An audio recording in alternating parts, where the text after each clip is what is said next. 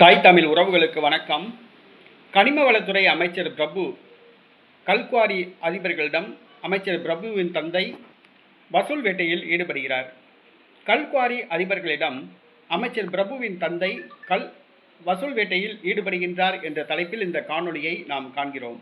கனிம வளத்துறை அப்படின்னு சொல்கிறாங்க. அது கனிமத்தை வளப்படுத்துறதுக்காக வேண்டியா அல்லது கனிமத்தை அழிக்கிறதுக்கா, கனிம வள கொள்ளை நடத்துவதற்கா, அல்ல கனிம வள கொள்ளை அதிபர்களிடமிருந்து வசூல் வேட்டை பண்ணுவதற்கா, அல்லது கனிம வளத்துறை அமைச்சர் பதவியை பயன்படுத்தி கோடி கோடியாக கொள்ளையடிப்பதற்கா சந்தேகமாக இருக்குது.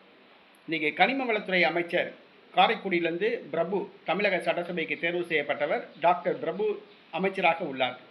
இவர் செந்தமிழன் சீமான் அவர்களை தோற்கடித்து தமிழக சட்டசபைக்கு தேர்வு செய்யப்பட்டவர். இந்த அமைச்சர் பிரபு கனிம வளத்துறை அமைச்சராக உள்ளார். அவருடைய தந்தை தற்பொழுது வசூல் வேட்டையில் ஈடுபட்டுள்ளதாக கூறப்படுகிறது. கல்குவாரி அதிபர்களிடம் வசூல் வேட்டையில் ஈடுபட்டுள்ளார். அதே நேரத்தில் ஏரிகளில் சவுடு மண் அள்ளுவதற்காக அவர் இதுவரை 50 கோடி ரூபாய் வரை வசூல் வேட்டையில் ஈடுபட்டுள்ளதாக கூறப்படுகிறது. குறிப்பாக கிருஷ்ணகிரியை சார்ந்த ஒரு மார்பிள் நிறுவனத்திடம் மட்டும் 30 கோடி ரூபாய் பெற்றுள்ளதாக கூறப்படுகிறது. ஆக கனிம வளத்துறை அமைச்சர் கனிமத்தை வளப்படுத்த போறாரா, அழிக்க போறாரா, கனிம வள கொள்ளை நடத்துபவர்களிடமிருந்து பணத்தை கறக்க போறாரா, கோடி கோடியாக கொள்ளையடிக்க போறாராங்கிறது சந்தேகமாக இருக்குது. இப்போ அமைச்சர் நேரடியாக இறங்காமல் அவருடைய தந்தையை இறக்கி விட்டுருக்காப்புல வசூல் வேட்டையில். இன்னைக்கு கனிம வளத்துறை அமைச்சர் பிரபுவின் தந்தை வசூல் வேட்டையில் ஈடுபட்டுள்ளதாக செய்திகள் வருகிறது.